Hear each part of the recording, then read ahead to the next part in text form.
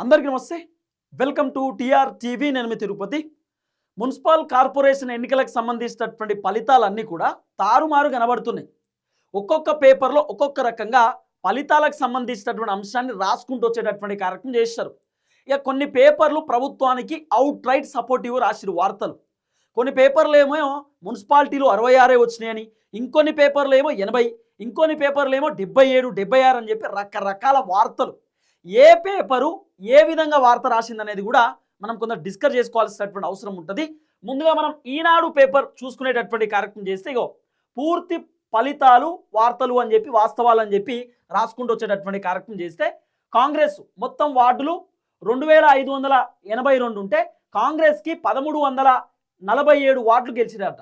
ఇక తర్వాత బీఆర్ఎస్ పార్టీకి 716 వార్డులు గెలిచిరట. తర్వాత భారతీయ జనతా పార్టీకి 261 వార్డులట. ఇతరులు 257 వార్డులట. ఇది వార్డులకు సంబంధించినటువంటి డేటా. ఇది ఈనాడు పేపర్లో వచ్చినటువంటి వార్త. వేరే పేపర్లో ఇంకో వార్త ఉంటుంది.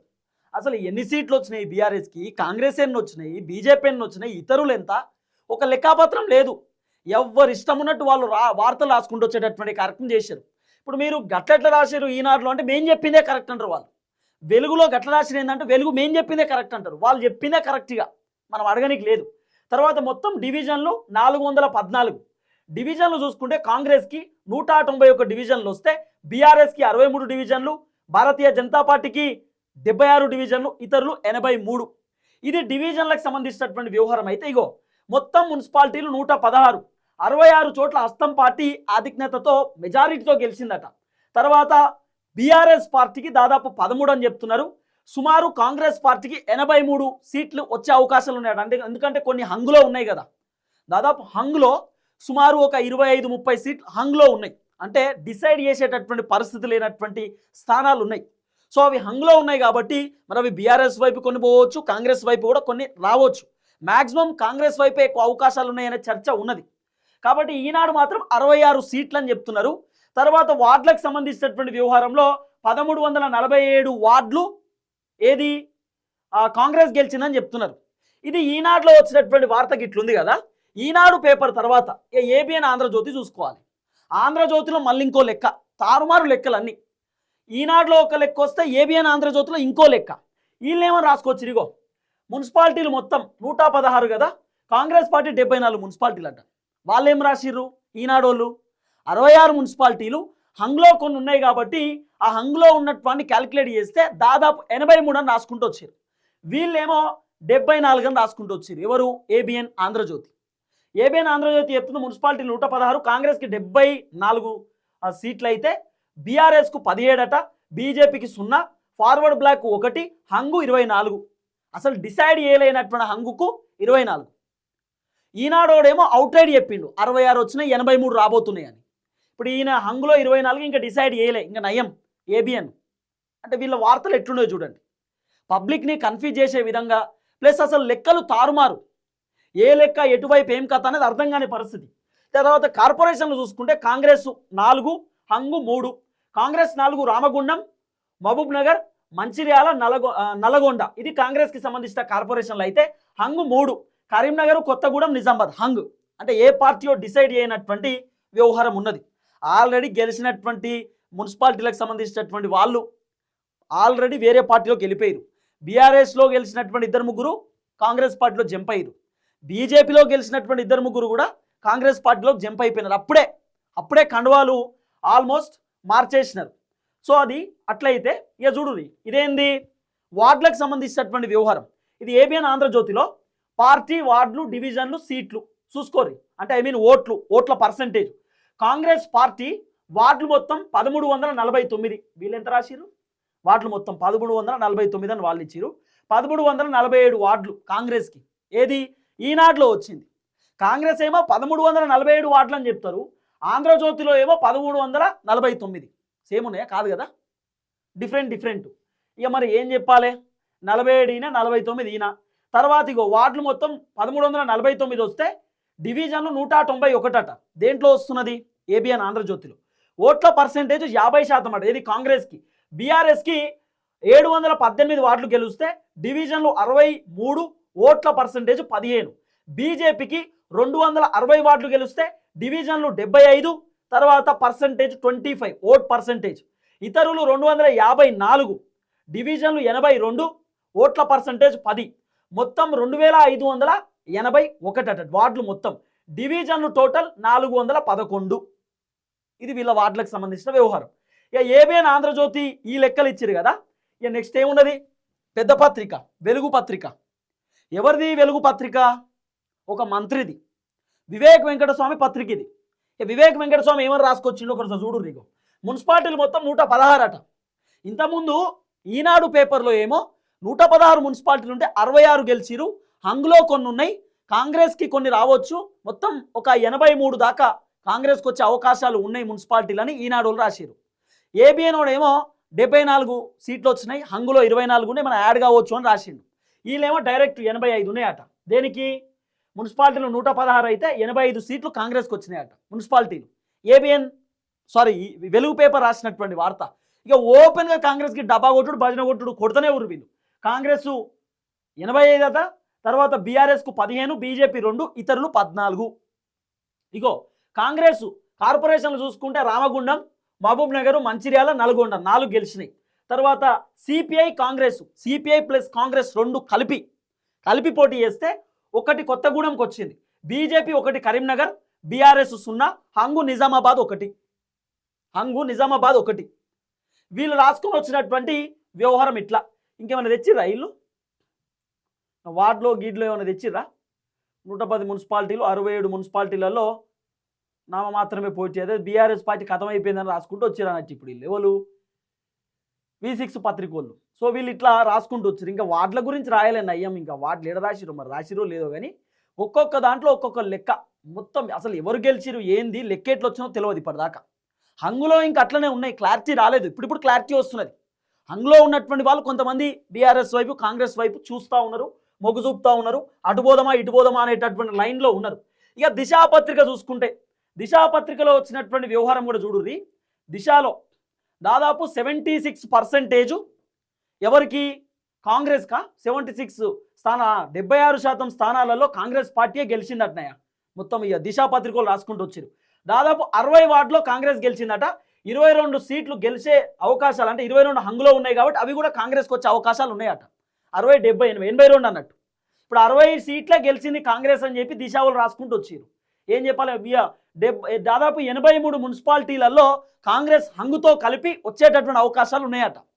దిశలో వచ్చినటువంటి వార్త. ఒక ఆయన 60 అంటాడు, 70 అంటారు, 83 అంటారు, ఒక ఆయన 74 అంటాడు. అసలు ఎన్ని మున్సిపాలిటీలు గెలిచినా, ఎన్ని హంగులో ఉన్నాయి, ఏం కథ అనేది ఓ క్లారిటీ రానటువంటి పరిస్థితి. తర్వాత ఇగో ఇది కార్పొరేషన్లో పార్టీలు సాధించిన సీట్లు.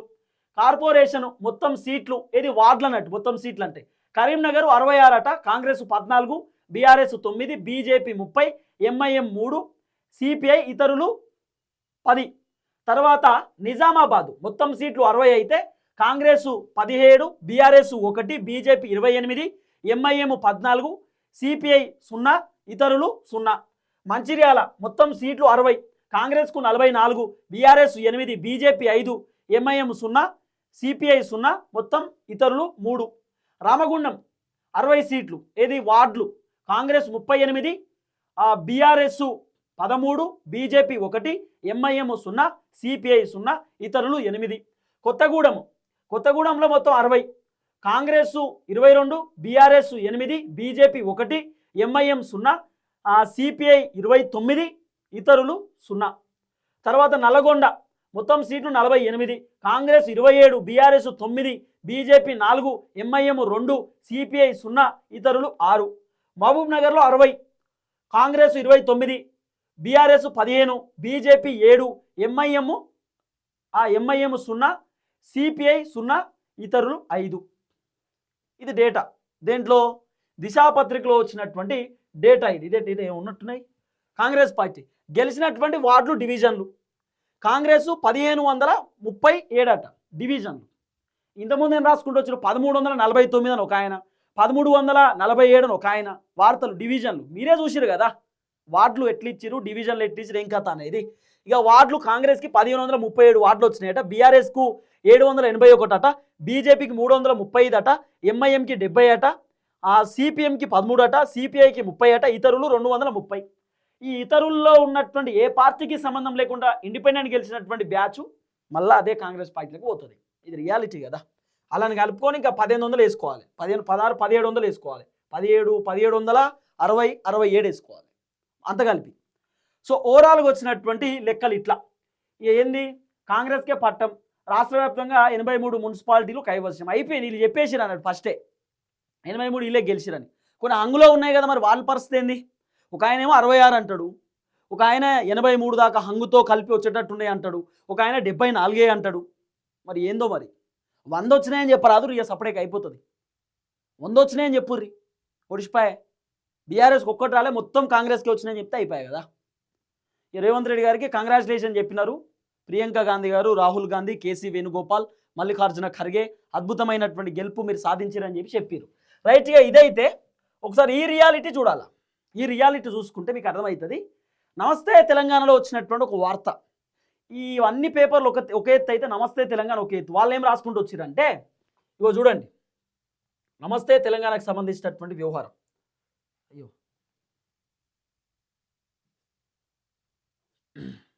మెయిన్ పేపరే కదా ఇది.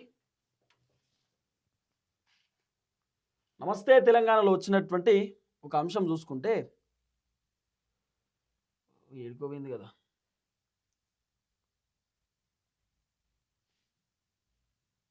ఎస్, ఒకసారి చూడండి. పురపాలక ఫలితాలు తర్వాత గత ప్రస్తుతం ఏ పార్టీకి ఎన్ని మున్సిపాలిటీలు, గతంలో ఎన్ని, ఈసారి ఎన్ని వచ్చినాయి అనేది వాళ్ళు రాసుకుంటూ వచ్చిర్రు. ఇప్పుడు 2026 చూసుకుంటే బీఆర్ఎస్ పార్టీకి 13 మున్సిపాలిటీలు, వార్డులు 718. తర్వాత కాంగ్రెస్ పార్టీకి 66 మున్సిపాలిటీలు వస్తే 1346 వార్డులు, బీజేపీకి 0 వార్డులు 259, ఇతరులు 1 258, హంగు 36. ఇక వార్డులకు సంబంధించిన మొత్తం టోటల్ వార్డ్స్ 2582 వార్డులు ఉన్నాయి. దాంట్లో ఒక వార్డు డైరెక్ట్ పోలింగ్ అన్నట్టున్నది, మిగతాది ఒకటి వచ్చింది. సో పర్సంటేజ్ చూసుకున్నా కూడా బీఆర్ఎస్కు 27.82% వార్డులకు సంబంధించి, కాంగ్రెస్కి 52.15% వార్డులకు సంబంధించి, బీజేపీకి 10.3%, ఇతరులు 10%.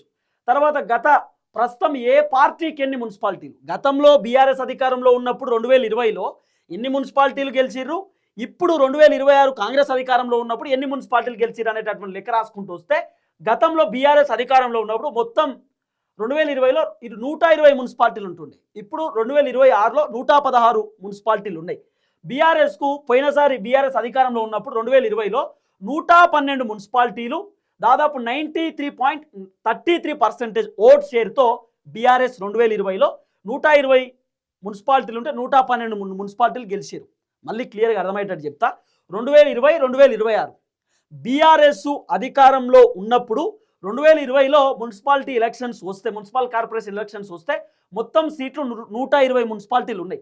2026లో 116 మున్సిపాలిటీలు ఉన్నాయి. దాంట్లో బీఆర్ఎస్ పార్టీకి 112, అప్పుడు బీఆర్ఎస్ అధికారంలో ఉన్నప్పుడు గెలిచారు. దాదాపు 93.33% ఓట్ షేర్ వచ్చింది. ఇప్పుడు 2026లో బీఆర్ఎస్ పార్టీకి 13 సీట్లు మాత్రమే వచ్చినాయి. ప్రతిపక్షంలో ఉన్న పార్టీ 11.20% ఓట్ షేర్ వచ్చింది. కాంగ్రెస్ 2020లో 4 సీట్లే గెలుచుకోరు. కాంగ్రెస్ ప్రతిపక్షంలో ఉన్న పార్టీ 3.33%. ఇప్పుడు కాంగ్రెస్కి 66 సీట్లు, 56.9% ఓట్ షేరింగ్. తర్వాత బీజేపీ 2020లో, ఇప్పుడు బీజేపీకి 0, 1.66% అప్పుడు వచ్చింది 2020లో. హంగేమో దాదాపు 2 సీట్లు 1.66, ఇప్పుడు హంగు 37 సీట్లు 31.90%. అంటే బీఆర్ఎస్ అప్పుడు అధికారంలో ఉన్నప్పుడు గట్టిగానే వచ్చినాయి. ఇప్పుడు కాంగ్రెస్ అధికారం నుంచే అంత పెద్దగా ఏం రాలే, గట్టిగా జోరుగా ఏం రాలే. తర్వాత కాంగ్రెస్ అప్పుడు ప్రతిపక్షంలో ఉన్నప్పుడు 4 సీట్లు, ఇప్పుడు బీఆర్ఎస్ ప్రతిపక్షంలో ఉంటే 13 సీట్లు. అంటే జోరుగా పెరిగినాయి, ఇంకొక సీట్ ఎక్కువనే పెరిగింది. దాదాపు ఎన్ని 4 అంటే ఒక 4-5 సీట్లు గట్టిగానే వచ్చినాయి, ఇంకా ఎక్కువనే వచ్చినాయి, ఎక్స్టెండ్ వచ్చినాయి, 50% పైన ఇంకెక్కువనే వచ్చినాయి. అంటే ఓవరాల్గా బీఆర్ఎస్ పార్టీ కొంత ఊపందుకున్నదనేటటువంటి వార్త నమస్తే తెలంగాణ వాళ్ళు రాసుకుంటూ వచ్చారు. సో ఇది రిజల్ట్స్ ఏంటంటే 83 అనేది పక్క, హంగులో ఉన్నటువంటి అవి కలుపుకొని, ఇవన్నీ కలుపుకొని 83 కాంగ్రెస్ ఇది కనబడుతున్నది. ఇక బీఆర్ఎస్ గదే 17, గదే బీఆర్ఎస్కి వచ్చినటువంటి 13, 14 గదే కనబడుతున్నది. మిగతా బీజేపీకి 0, ఇతరులకు ఏదో వచ్చినట్టు ఉంది. సో ఓవరాల్గా కనబడుతున్నటువంటి రిజల్ట్స్ ఇవి. లెక్కలు తారుమారు కనబడుతున్నాయి. లెక్కలన్నీ కూడా కింద మీద కనబడుతున్నది. ఇక ఈ లెక్కల ఈ కథ ఏందో ఇక మీకే అర్థం కావాలి. ఈ పేపర్లు రాసుకుంటూ వచ్చినటువంటి వార్తల పైన మీ ఒపీనియన్ని కూడా షేర్ చేసేటటువంటి కార్యక్రమం చేయండి. కాంగ్రెస్ ప్రభుత్వం ఎట్లా నడిపిస్తూ ఉన్నారు, ప్రభుత్వం ఏ విధంగా ఉందనేది కూడా కామెంట్ రూపంలో తెలియజేసేటటువంటి కార్యక్రమం చేయండి. అందరికీ నమస్తే, థ్యాంక్ యూ సో మచ్. జై తెలంగాణ.